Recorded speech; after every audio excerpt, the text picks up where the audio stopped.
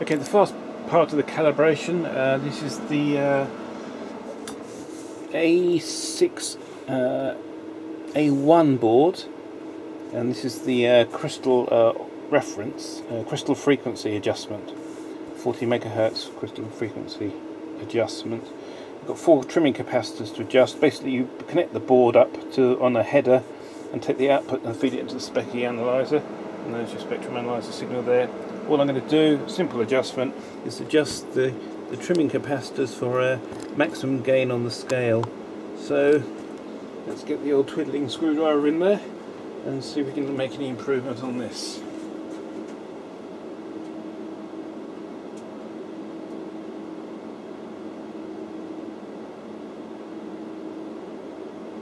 Get the screwdriver to mesh, that is.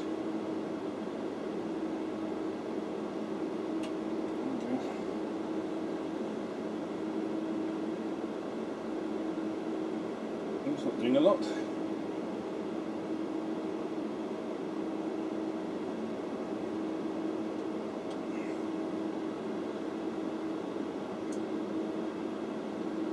There's that one.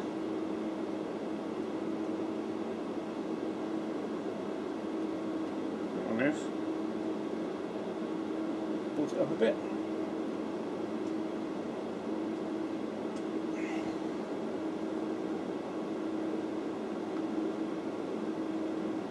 So made a slight improvement in the range there. Let me just check those capacitors.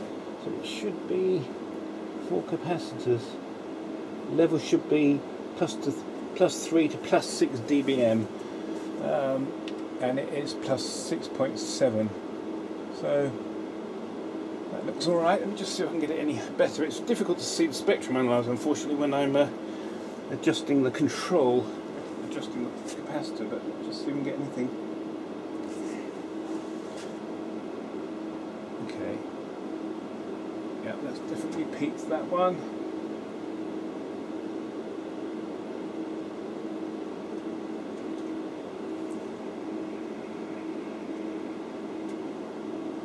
That's well peaked, that one. Let's go around one more time.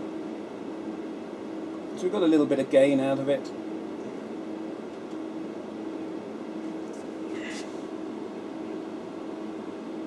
It's well and truly peaked.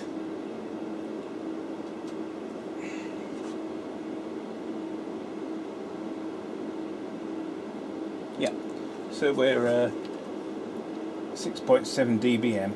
And Marconi's on 18 megs. So that's the first part of, that's the first board done. That was quite straightforward. He says check to see that 10 megahertz sidebands that are at 70 90 megahertz are below 60 dB below the carrier. So if we spread the frequency span out to say 20 meg, make it a bit more than that. There's the sidebands, and they're well down on the center frequency. So that's the first stage done. That was fairly straightforward. Let's move on to the next bit.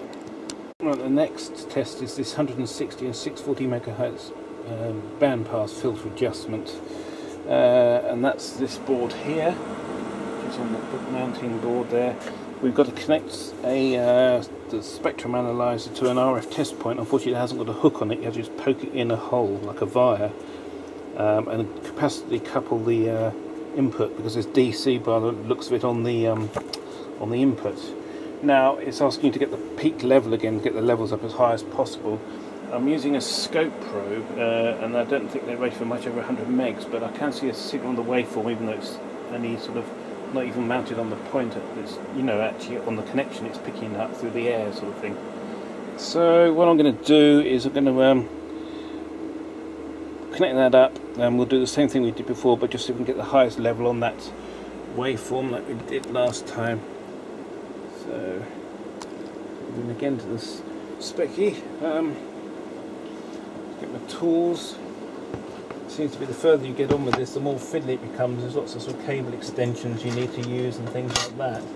So I'm going to put that on, and I'm going to adjust the 4 capacitors, so it's C13, 15, 16 and 17. Just checking. I can only see 4 capacitors in here, so unfortunately I can't show you both things at the same time. So let's get on to that test point, which I think is just there. Okay, I've got a good signal. Let's go for a twiddle.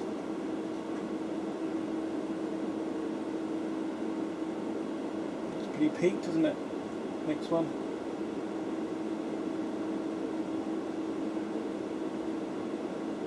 Don't get the screwdriver to locate.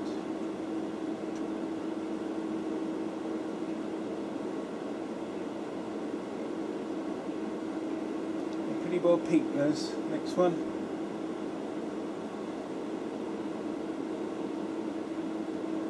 Yep, that's peaked. Final capacitor.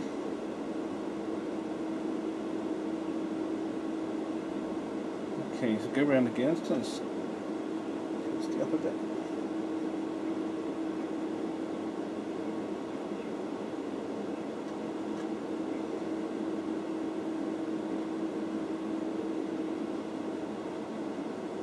Yeah, I think they peaked.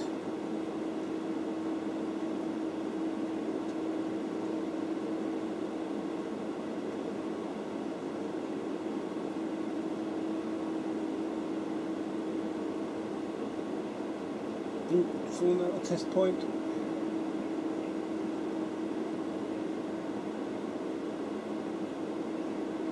Yeah, so that's peaked. So that concludes that part of the test. Okay, continuing on that board, there's a 400 center frequency now. It's 480 megahertz. We need to get this peak as high as we can. This is another oscillator on the board. It's a bit fiddly to get to, as they all are. The test point's right below the chip. These board extenders are slightly too short, actually. Go on the test point.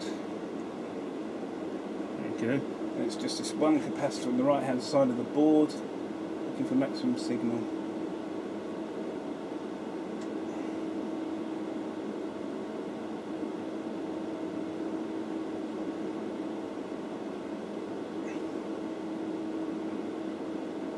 I think that's peaked.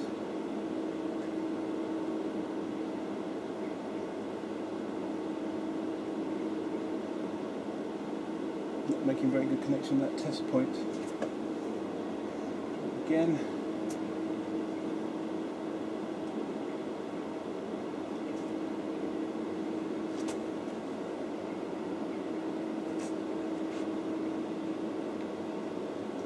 And the twiddle.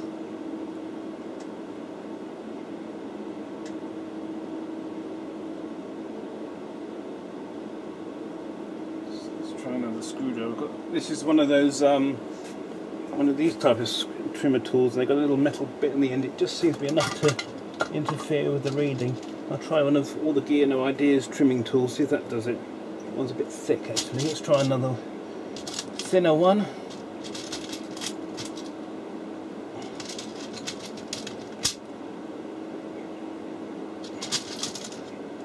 Let's see if this one does it.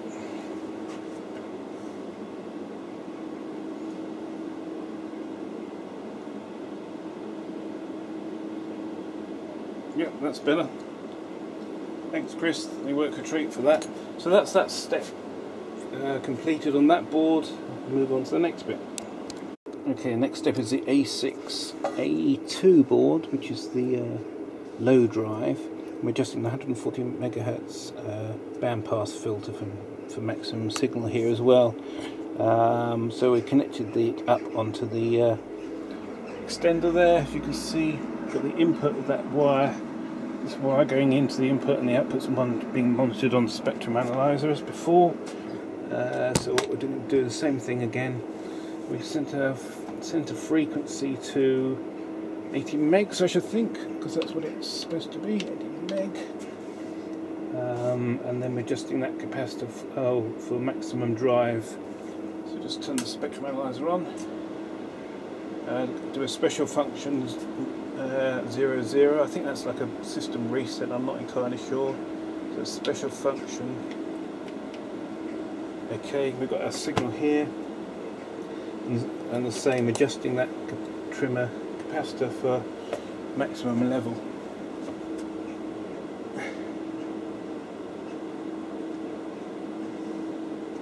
See it? There it is.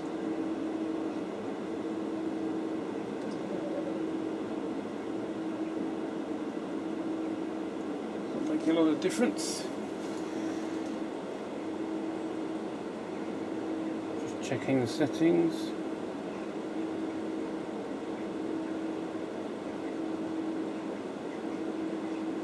Just check our 682, just checking to make sure I'm adjusting the right thing.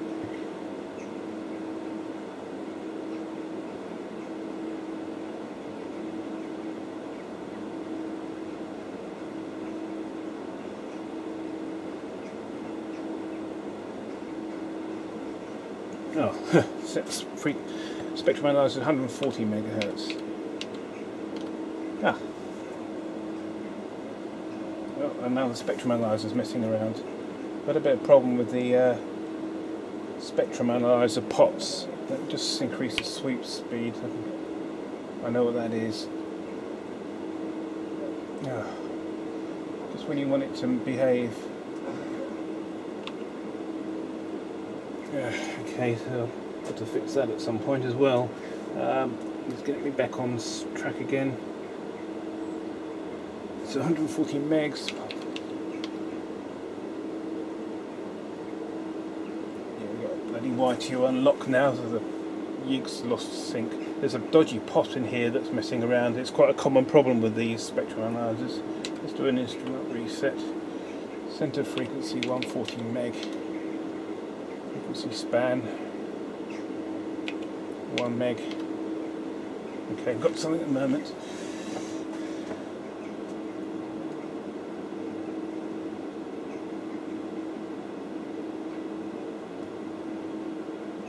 There we go.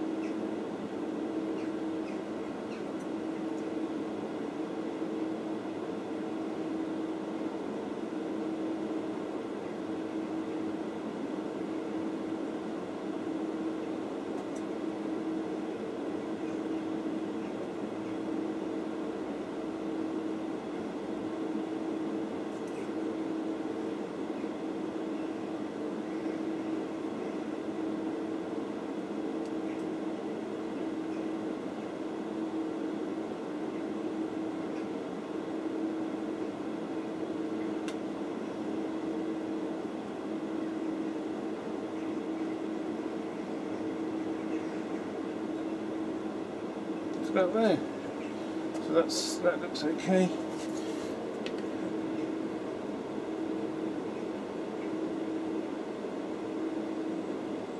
This is minus 45 dBm. Should be plus 10 dBm. In terms of spectrum analyzer pissing around now, so I'm not sure if that's right or not. Center frequency 140 meg.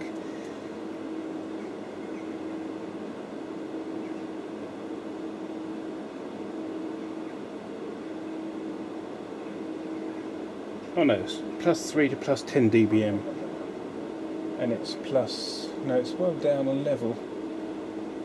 What's going wrong here?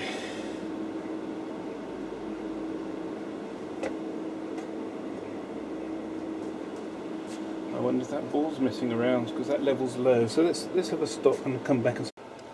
Oh, I did this bit off camera because this is not particularly interesting. It's just put an attenuator in series. I didn't actually have an RF attenuator, but I seem to have got good results. You basically put an attenuator between the A3, A4 and the A3, A3 and adjust the ECL bias pot until the light flickers the dimmest. I managed to get a successful, if not very interesting adjustment on that. Moving on to this N loop phase error adjustment. So basically the first part of it is to remove the A3 assembly. That's that thing. And this opens the phase lock loop. Select 329.9 on the generator's front panel. The frequency at A3, A4J1 should read 221 megahertz plus or minus 3 megahertz. 221.1. Steps 2 and 3 are into... okay, so the frequency, yes, should be 221 plus 1. Adjust position pot A3, A4, R1 if necessary to tune the frequency within the limit, which it's okay. Select 320 megahertz on the front panel. This time adjust the gain pot to achieve 122 megahertz. So let's go to 320 megs on the front panel.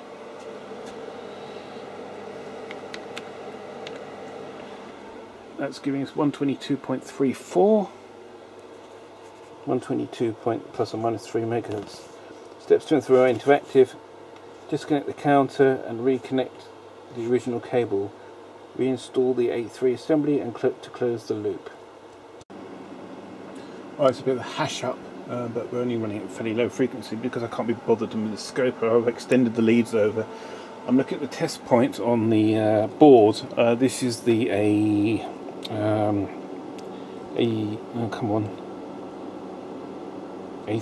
A4 board, test point 8. You can actually monitor this point on the bottom of the SIG gem. That means lying over its side is a bit of a pain. But I've got the extenders, I might as well use them. So we're looking at test point 8. We're sweeping the signal generator from 320 megs to 329 megahertz. The step size of 100 kilohertz and the step time of half a millisecond. And we're looking for error. This is the error amplifier, I'd imagine, output, and we're looking for a minimum amount of error. So the instructions are adjust position pot A3, wish it wouldn't say this, R1, and the gain pot, so position pot and gain pot until the displayed phase error is 0 plus or minus 0.2 volts across the entire sweep, ignoring the glitches. Now you can see the glitches on the waveform there, and it's quite a good sort of interpretation of what we're getting. So I'm just going to have a twiddle about that to just try and get that down as low as I can. But I just need to double check that that's what it's saying. Adjust position pot and gain pot until the display phase error is less than 200, well, basically nothing really. So let's increase our gain so we get a better idea what's on the screen. Let's go for a twiddle. And these are the pots here, position and gains. This is the position pot here. Let's see really what's going on. Okay, you can see that. Let's zoom it in. This isn't great because we're working the other side of the bloody workshop, but this is the position pot.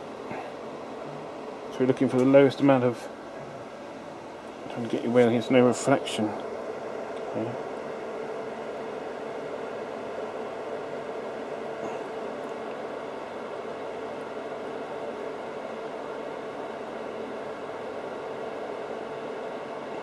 So it seems to be about there, and this is the gain pot.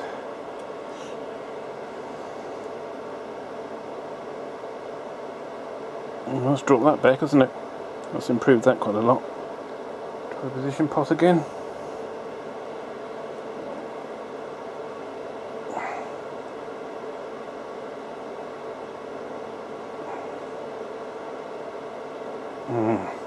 Let's set you up on the tripod here because it's so difficult to hold the camera and do that at the same time. So let's get you into the tripod so you can see.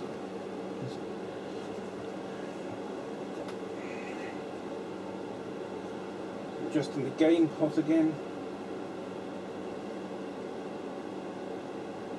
Ooh, yuck.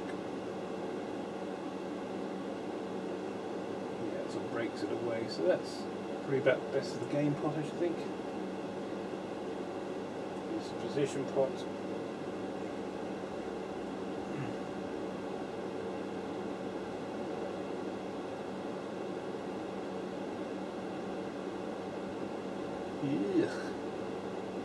Okay, I'm just going to check see this is DC coupled because I just wonder if we're looking for a DC offset as well. It doesn't say use DC. Okay. So our DC point is center screen. So I think the position should be at the 0 DC position. So our position pot does. Clip's just fallen off. So our position actually alters the DC offset, I think. Yeah, it does. Okay, so we'll get that centre. You can't adjust that centre, that's interesting. It doesn't say to have the scope DC coupled, I must admit, but it doesn't say otherwise. I think we're just looking for a general. I'm going to slow the time base down a bit, make it a bit easier to see. And go back to AC coupling again.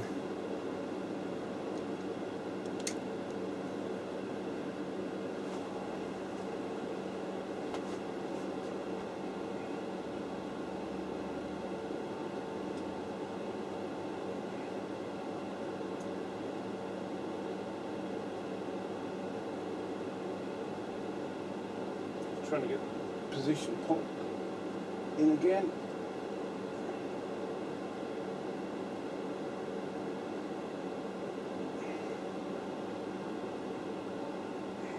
Okay.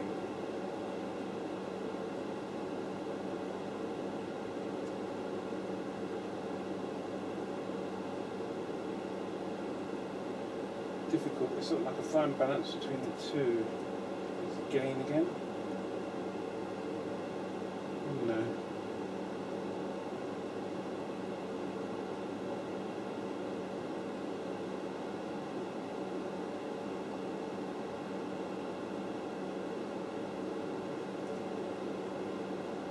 Back to position.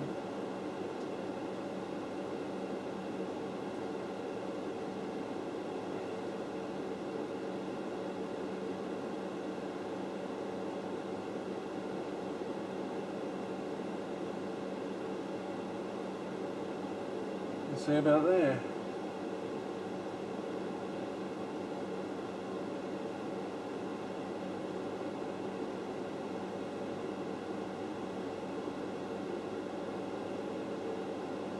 So, I think that's about the best I'm going to get.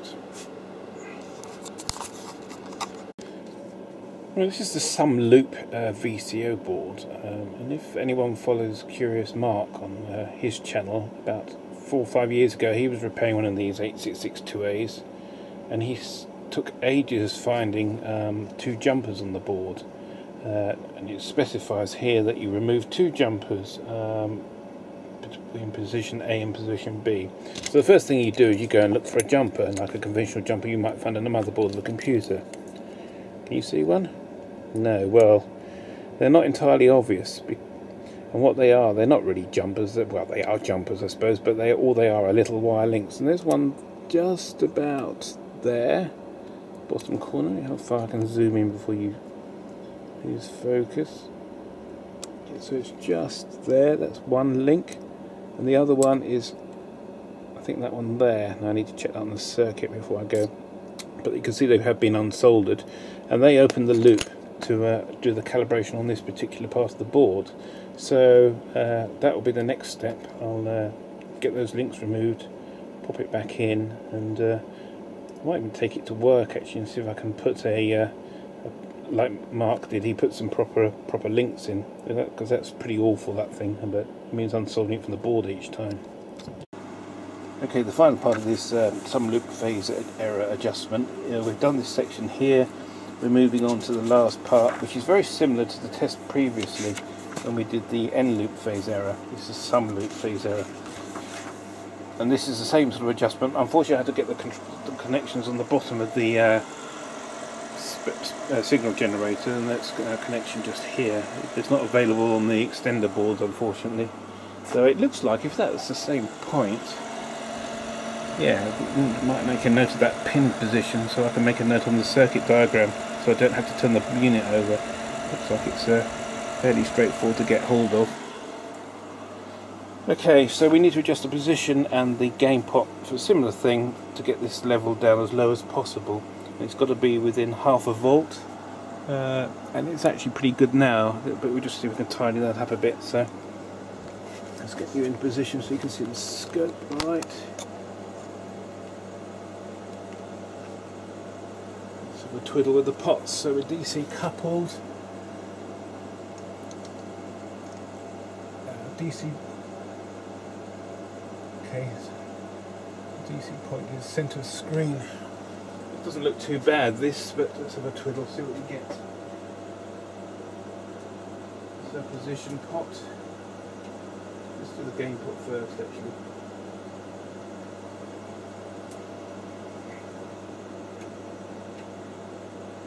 That's the gain pot.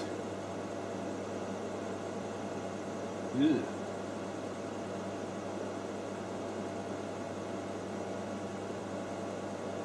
Let's try and get the position a bit better.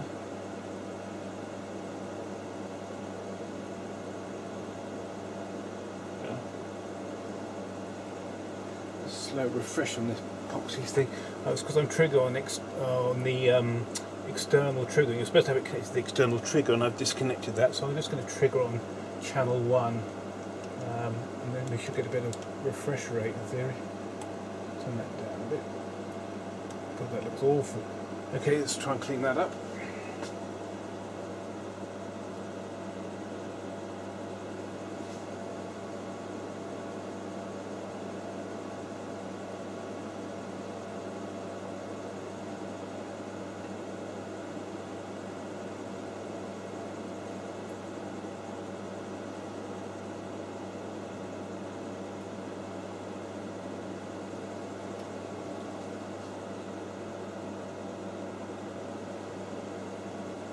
So gain adjustment.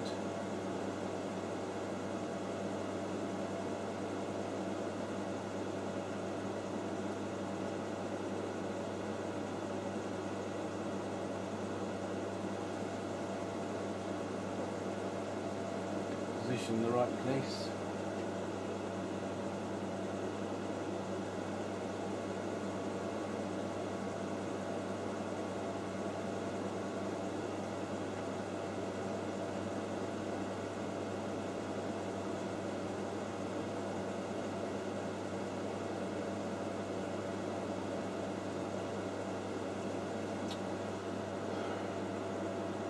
Pots are quite fiddly to get hold of. There we go.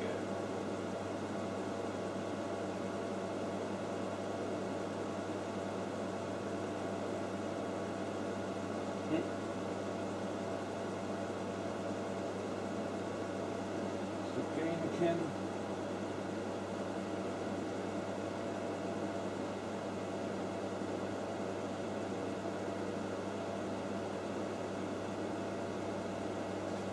That's the best you're going to get it.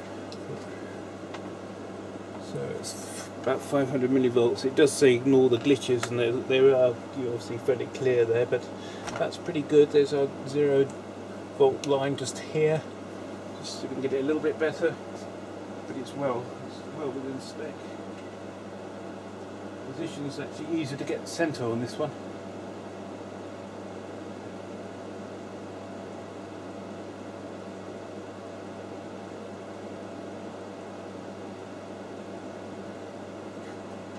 Going back to position pot.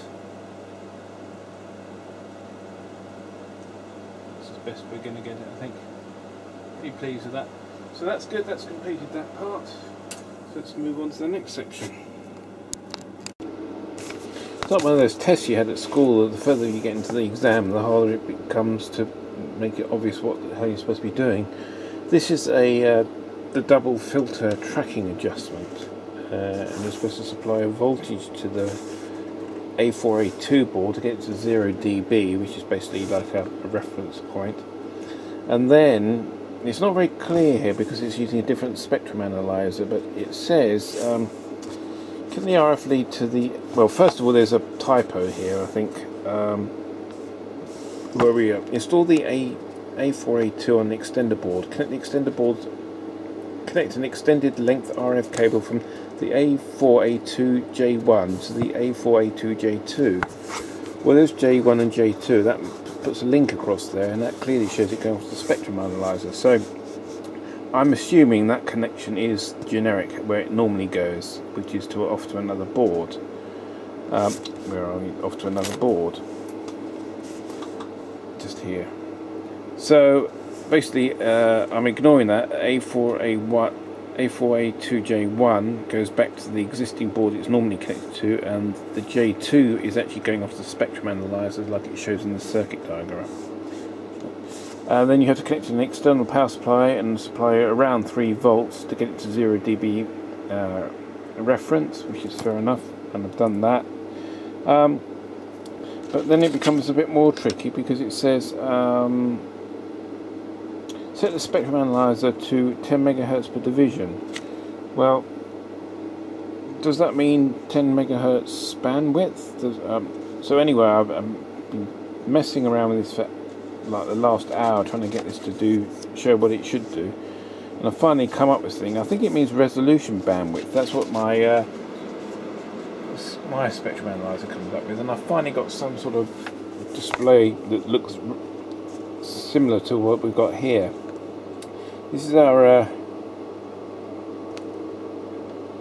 it's not very, even this isn't very clear. It says adjust the filter tracking low pot for symmetrical -3 dB points at 641 megahertz. So you find 641 megahertz, they just sent it 641 megahertz as your reference point. But that's even showing that at -1 dB. Oh, okay, so that's -1 dB, so we're dropping up 4 dB. I see, so that's the 3 dB differential. So you set your delta, sort of delta frequency here, or delta V here, I suppose, and then you come back and find your 3 dB reference point, which is here, and you do it the other side, and they should be symmetrical.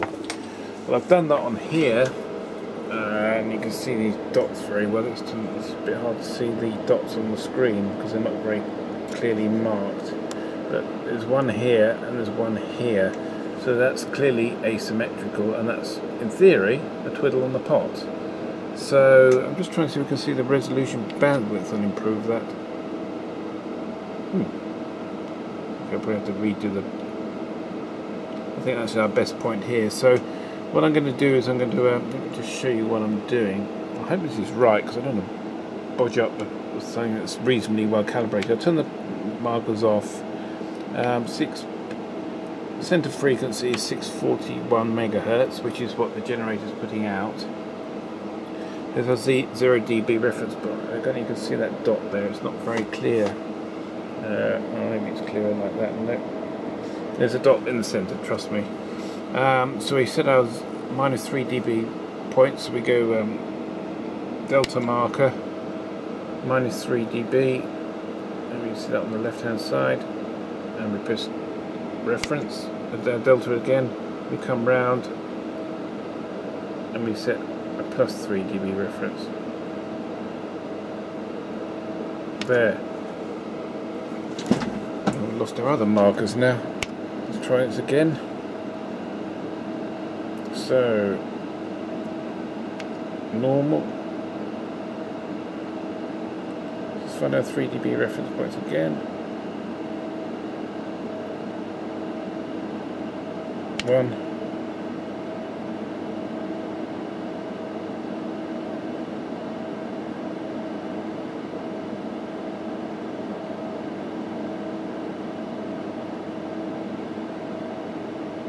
Bit jumpy.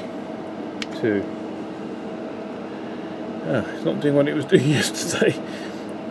There's 1. There's 2. So it's not the same. It's offset slightly. So let's have a quick twiddle with the pots and see if we can get this a bit more symmetrical.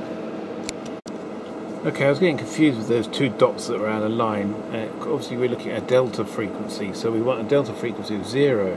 If that's 0 there, that would be 3 dB plus 3 dB at the top of the waveform, and that would be 0 dB there. So that tracking high adjustment looks pretty good. It's a real fluff trying to get this to work. I haven't had a lot of experience with this spectrum analyzer, or any spectrum analyzer actually. I spent probably about half an hour, 3/4 of an hour trying to get this to work, but it looks like it's pretty symmetrical, so I think that's probably okay. I would like to see it sort of spaced out further, but whatever I do I seem to lose resolution. I'm adjusting the resolution bandwidth here. All that seems to do, when it finally updates because it's on the slow sweep speed. So we can narrow it down like that, but we want to sort of like spread the whole thing out, and I can't get my head around this thing. How to? I suppose that's attenuator, but I don't want to overload the front end. I don't really know what I'm doing with this spectrum analyzer, I must admit. I can do the very basic stuff, but at the moment I'm struggling. Let's put that to auto a minute and set the attenuator to see.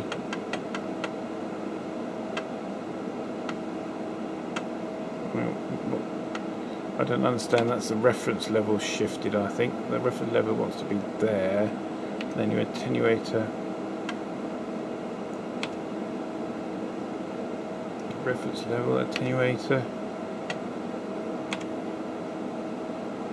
Basically I want as much on the screen as possible. I really want the top part of this. I'm not really interested in the bottom part of the waveform. I bet someone's shouting at me, no, you're doing it all wrong. I'm sure I am. but I can't work out how I'm supposed to get high resolution on this point here. That's what I'm interested in, this point here.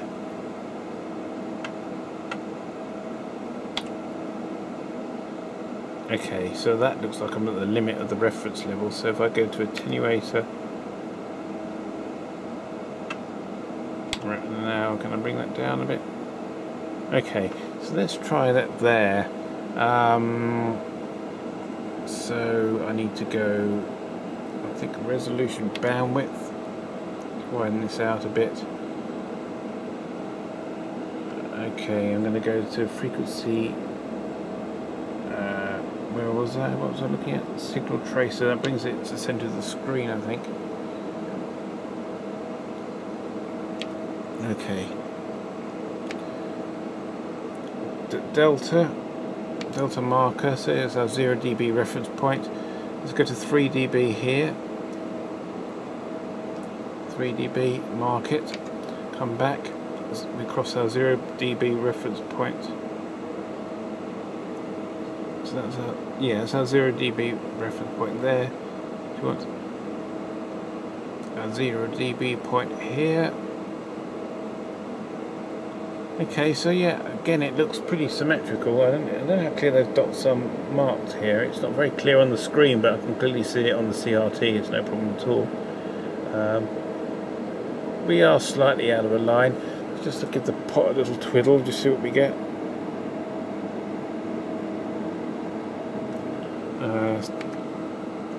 I think basically you're going to have to trust me that I'm going to have to fiddle about with this and get this the best I can. I'm not entirely sure I'm doing this correctly. I've got to move up to a higher frequency next, but let's try and get this right, and then I'll move on to the next test. Okay, the second part of this generator is the double balance adjustment, and it's the specs here. You set the center frequency of 1160 and the frequency span of 50 megahertz per division, which on this scope is frequency span is 500 megahertz, because that's the total span of the CRT or the screen, not the per graticule sort of thing. Set the signal generator to 1160, and you set your 0 dB reference point there. So you set the peak of the 1160 to 0 dB. Then you punch in all this data here, and then you locate the 3/2 spur means at 960 megahertz. Well, that's that little blip on the left hand side there. You can see that, and it says push the single sweep, and the spur must be at more than 55 dB below the reference level. My reference level is obviously 0 dB. I'm on that marker now with a little pip, you can't see it. We're at minus 60 dB, so that's okay. That's good.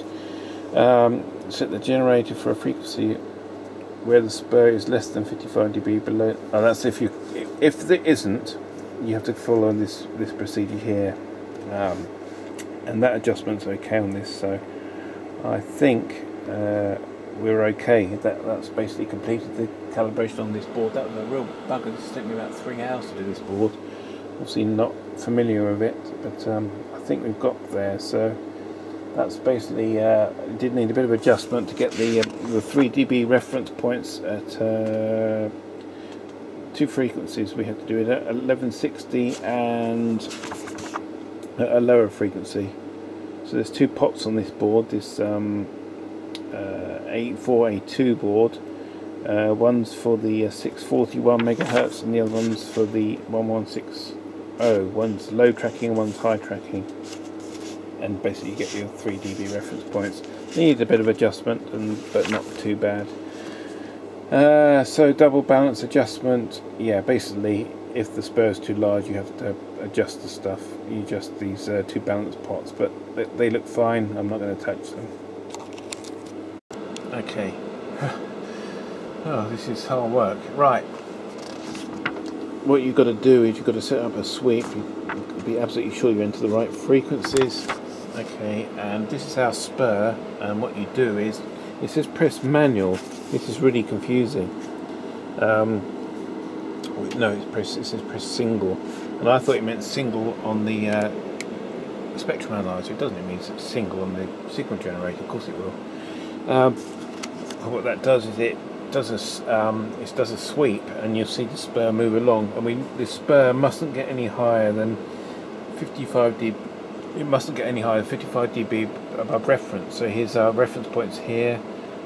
So that's 10, 20, 30, 40, 55. So it can't really get any higher than it is now. So we're going to press the sweep, and hopefully it won't get any higher than 55. So we don't want to see it any higher than 10, 20, 30, 40, 50. Yeah, much higher than it is now. So we'll do a sweep.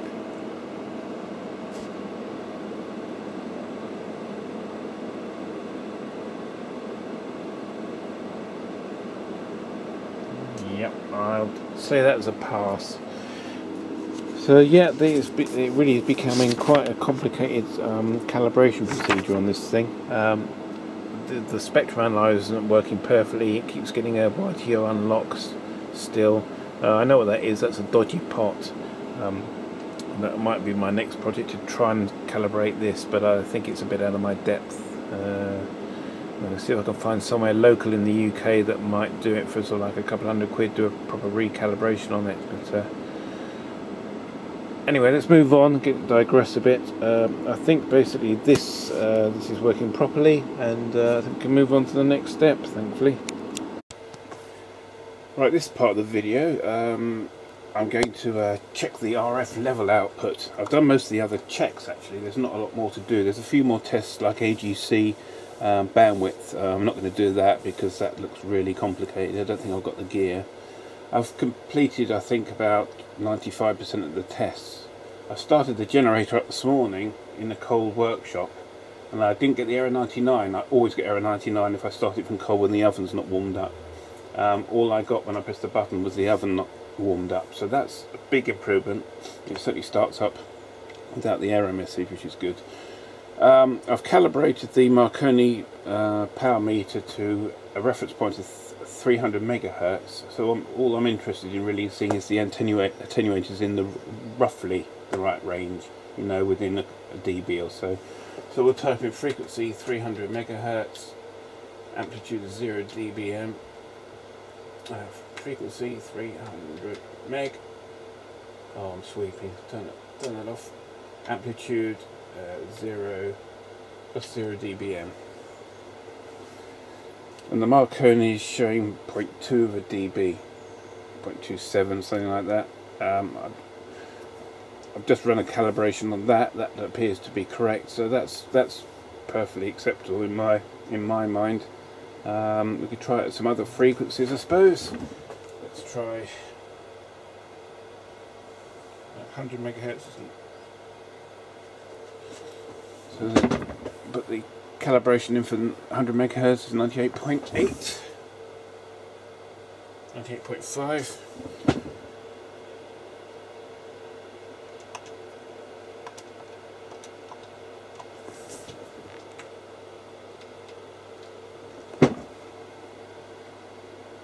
Similar sort of thing, plus 0.2. Now bear in mind, I've only just come to the workshop. None of this gear is really warmed up. It's only been on 10 minutes or so. I'm not sure the RF level will shift when it's warmed up. I'm not sure the Marconi is properly warmed up either. But that looks certainly like it's working fine. Let's just try some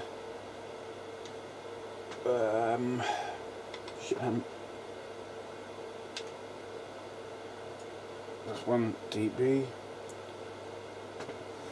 Takes a little while for it to respond. Let's go all the way up to full power, plus 16. Looks perfect at plus 16. This power head won't register much below, I think about minus 3 dB. It's a high powered head, so yeah, you can see how long it's taking to cool down. I've got another sensor I can put on the Marconi, but you can see it's coming down into the right area. So that looks like that part's okay. There are a few other tests that I'm even going to bother to do actually with this. Let me just show you through the manual what's going on and what I've done. So don't worry, I haven't been drinking beer this morning. That was actually left over from last night. I'm not quite as an alcoholic as that. Okay, so this is one of the other tests that I did, or attempted to do, and that was a power amplifier bias adjustment. And what that does, it basically means you sweep the generator, but it's, I put there is inconclusive. I made a little note in pencil what I've done. It tells you to sweep at quite a high speed, and what you're supposed to be looking for is this waveform. This is your fundamental. That's your spectrum analyzer local oscillator, which I actually can't see on this spectrum analyzer. It's obviously a different model they're using. And it's your second harmonic. And they tell you to sweep from like 20 megahertz to 1 gig, I think it is. 10 megahertz to 1 gig. And you sweep it so quickly, you can hardly see anything moving. So I slowed the sweep down. You can see the second harmonic, and you adjust the biasing pot. And yeah, you can adjust this second harmonic. It does move, but where you turn it down in one place, it's higher at a different frequency. So I've just got it to the best I can. Really, that adjustment didn't need touching, I don't think. I haven't made it any worse, but I don't think I made it any better. The closing sort of tests are output amplifier DC offset adjustment, and the setup you need here, you need RF attenuators. I don't think I'm worried about that either. The output amplifier seems to be working fine. I'm not adjusting it just for the sake of it. The main reason for adjusting this thing in the first place was just to get the thing to work a bit more reliably. AGC offset adjustment, again, I don't think I'm going to bother with that. I assume the AGC is working fairly well, but we'll leave it, and if the AGC is a problem at a later stage, I can always come back and do that. I've got AGC bandwidth where you plot out dB plots like we did similarly on one of the other boards, just to see roll-off points and things like that. And then, you know, you've got all this thing where you can change capacitors to get the... It's all getting a bit laborious. And then they've got the CW continuous wave level adjustment, and that is basically here. But it does actually mention a cal... I don't know what this cal level is. It says connect the power meter and sensor to the generator's RF output. And set the generator 100 MHz plus 7.5 dBm, modulation off, amplitude correction off, which it is off anyway. Extend the front panel and remove the screws, and at the bottom of the panel, read the cal label on the upper left of the attenuator. Okay, so possibly there's a correction in the attenuator. That makes sense. There's going to be losses in the attenuator. For example, if it says cal for 0.3, adjust the CW level pot for a power level of 7.2 plus 0.005 dBm. Okay. And then vary the amplitude in 0.1 levels between 5.1 and plus 16. The power meter generally should be indicated minus the calibration factor, which it actually did, didn't it? Or was it above the calibration factor? Anyway, I'm not too bothered about that. It's certainly good enough for what I'm using it for. That's good as well. AM level adjustment. Now, AM level adjustment is basically amplitude modulation, I think. We can check that in a minute, because I think that might be the next test. Basically, I've got a modulation meter. I've got the Marconi modulation meter. That's this test here. And we can check our amplitude modulation. I think I've done that before, actually, and that would certainly seem to be okay. But let's check it. There is an adjustment if we need to adjust it, but I shouldn't think we will. And the final, it looks like the final test is Z marker level adjustment. Not interested in that. Never use Z markers. And that's yeah, that's it. That finishes the calibration. There is one calibration thing I missed, and that was the FM, the modulation section. I haven't done that. The modulation works perfectly well. I've checked the FM modulation, I know, on the Marconi, and it was exactly what the Marconi read. Well, within 4 or 5 kilohertz from the modulation level. So I think that's fine. I don't think that needs messing about with. I suppose, yeah, we could quickly try the modulation level now. So I think what I'll do is I'll pause the video, set it up, and we'll come back to that. The HP set to 75% modulation at 1 kilohertz. The Marconi, you can see that, the right light, it's LCD display, showing 72.7, that's okay. We don't know the accuracy of the Marconi really. 400 Hertz, 72.5, so that's okay. And I will just quickly show you the FM. FM 1 kilohertz, let's go to 75 kilohertz deviation.